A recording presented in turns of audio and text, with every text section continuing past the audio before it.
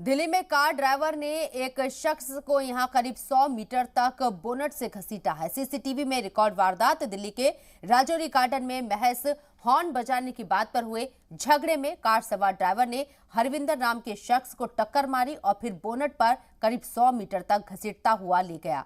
यह घटना 12 जनवरी की है। तो तस्वीरें आप देखिए किस तरीके से एक कार ड्राइवर बोनट पर एक शख्स को घसीटता हुआ ले जा रहा है। 100 मीटर तक के शख्स को घसीटा गया। सीसीटीवी में ये पूरी वारदात रिकॉर्ड हुई है। महज मामूली सी बात पर इस तरह की कार्रवाई को अंजाम दिया गया, इस तरह की हरकत को अंजाम दिया गया। एक शख्स की जान के साथ खिलवाड़ किया गया।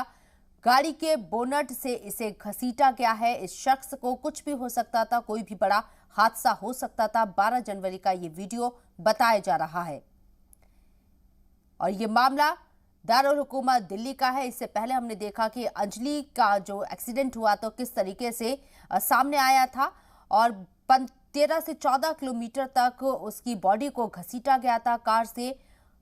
उसके बाद अब ये दूसरा मामला जहां तस्वीरों में नजर आ रहा है, मामूली सी बात के ऊपर एक शख्स को कार ड्राइवर बोनट के ऊपर घसीटता हुआ नजर आ रहा है।